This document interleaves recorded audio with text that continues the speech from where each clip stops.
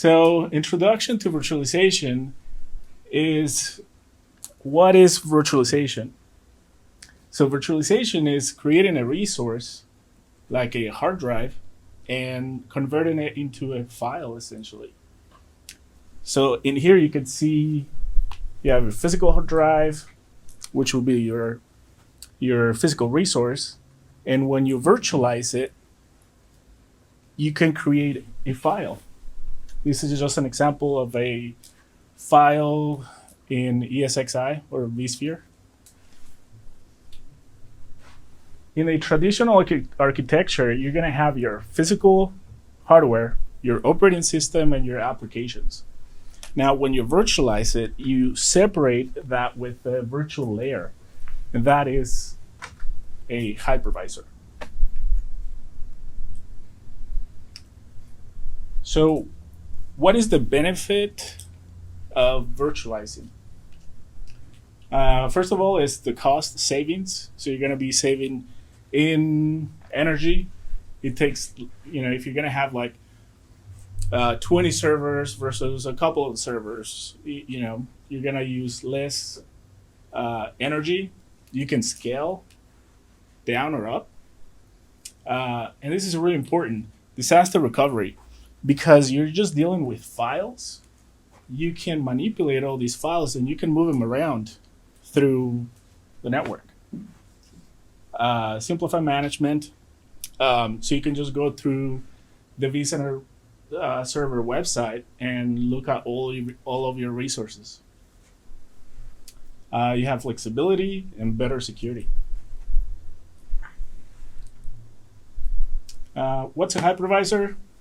So a hypervisor is a software that is between the physical layer and your virtual resources. There are two types of hypervisors. One of them is type 1 and 2. The type 1 will be your Hyper-V, if you like Hyper-V, or if you choose VMware, vSphere. And you have your type 2, which will be your VMware workstation. So that runs on the operating system.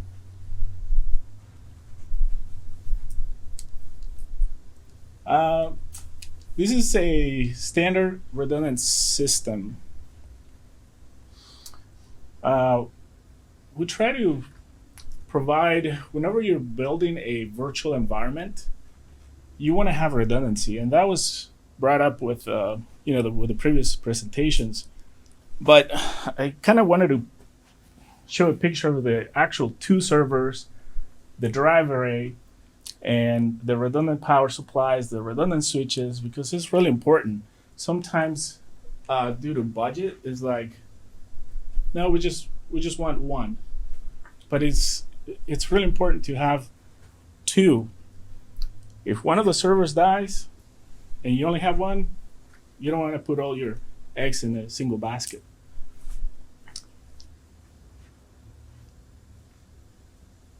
What are the basic components to create a virtual environment? That will be your virtual machines, virtual networks, your virtual storage, management interface.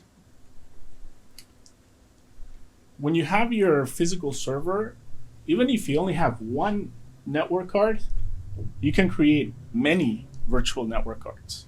You can VLAN, you can have many networks from a single physical port, and that's a great advantage.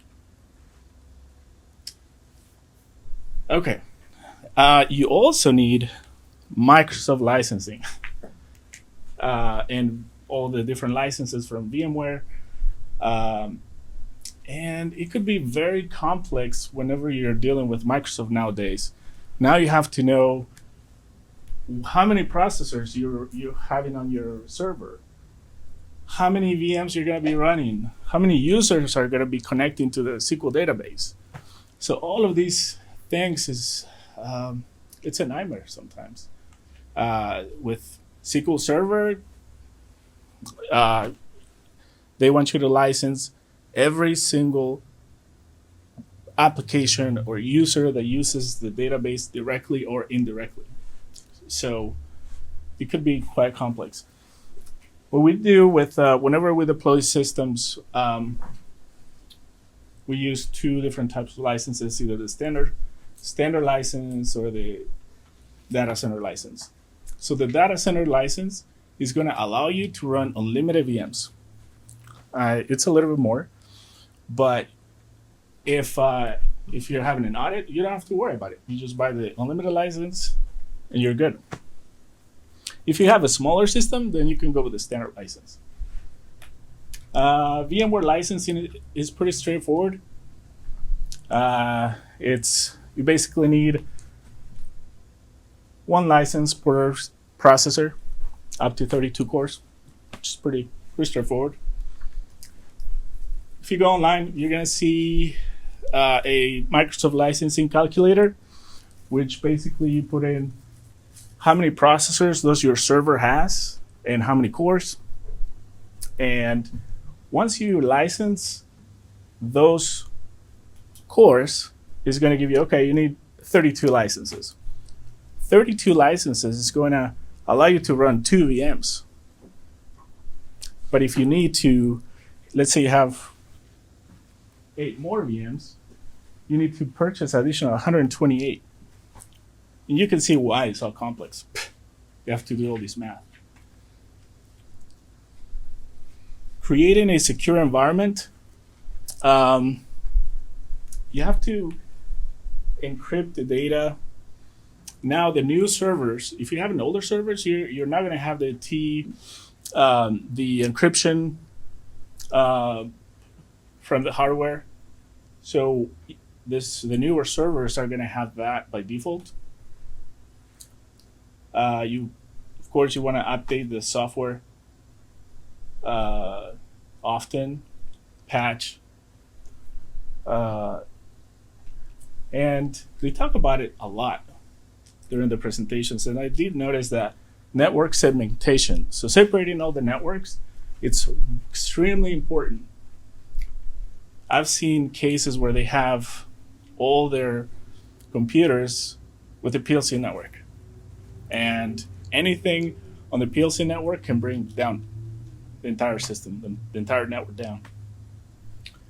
So we typically see SCADA network, the PLC network, the RMC network, management network. You definitely want to have a dedicated management network so you can manage all your servers, your storage, and all of the data so the operators don't have access to it, or whoever's going to be on the SCADA network. You need a firewall protection. Firewall, it's a little complex because there's a lot of flavors to it. And you can configure the firewall to basically block every single port. You can configure the firewall to connect. You can just tell it, okay, I want this machine to talk to this machine. That's it. Of course, you have to monitor your network. Another important thing is take advantage of Active Directory. So you're going to have 20, 50 users, and if you only have a work group, it's not going to be very effective.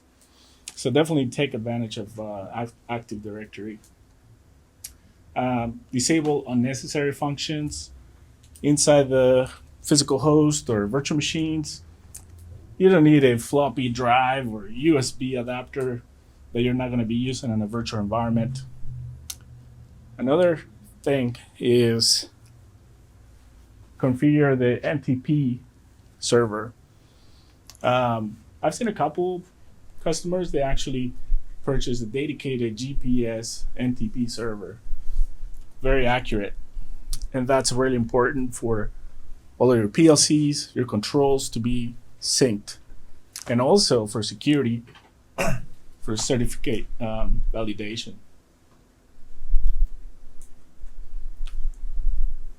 What's high availability? So high availability will give you what it does is it checks there's a heartbeat in between the servers. And whenever a server fails, then all of the virtual machines that were running on that host are going to be moving over to the surviving host. Now, when that happens, those virtual machines are going to reboot. So that means that whatever process was happening is going to be interrupted, and it's going to reboot into the surviving host. So you're probably looking at 2 minutes downtime. Fault tolerance, however, it will not reboot your virtual machines. It's a little bit more robust system. It's better, but high availability works for most of the people. We also supply drive arrays. Now, drive arrays, they have many features. Before you used to do, okay, let's just do RAID. Now they have auto tiering. The auto tiering, what that does, you can combine the slow drives, the fast drives, and whenever you're not using any of the data, the system will automatically move all the data that you're not using into the slower drives, and then the data that you're accessing all the time is going to be moved over to the faster drives. You can also take snapshots of the volumes. You can also do backups in the same drive. That is not recommended, but you could do that. You can also encrypt the data. And another important thing when dealing with security is you need encryption on those drives. I saw in the news that there was some lady who purchased a server somewhere in eBay. So whenever you're retiring these systems, you don't know where they're going. But maybe eBay, of course. So it is important to, before you decommission all these hardware, make sure you delete everything, or pay a company that is going to securely decommission all those hardwares. With virtual machines, you have the advantage of having snapshots. So snapshots, what they are is, whenever you create a snapshot, you're going to preserve the state of the VM. And in case something happens, let's say that you're upgrading, your historian, and you don't know how after you do the upgrade it's gonna go. So what you do, you take a snapshot of the previous state, you upgrade, and if something goes wrong, you have something to go back to. Same thing with applying Windows updates, right? You apply Windows updates, you don't know if it's gonna break your Galaxy repository. So you take a snapshot, if everything goes well, then you're good. That is very powerful. It's not recommended to have snapshot as a backup solution. Snapshot is just a tool that is going to allow you to quickly recover from something like patching. I would recommend to delete any of the snapshots, within 72 hours, maybe 3 days. You don't want to have 20 snapshots. What that's going to do to your performance is just going to decrease your performance. You do need a disaster recovery plan. Things happen. Your drive array might fail completely, caught on fire. So you got to protect from hardware failure, malware, natural disasters, or user errors. Somebody can just go in and delete the data. So you definitely need to create a backup plan, back up to a secondary location, and then from that secondary location, you can upload it to the cloud. So you have somewhere that data somewhere offsite. So we build many systems for a lot of customers in oil and gas industry, municipalities, water plant treatments, and this is just an example of a very basic system with a drive array with expansion chassis, a couple 10 gig switches, and some servers, and the Galaxy, the historian. And what we do is we provide customers with a turnkey solution. Sometimes it could be customers you don't want to allocate. You don't have enough resources to do the installation. So what we do is we inspect everything. We get the hardware, install it, and we deploy it. Yes. Do you guys have any questions?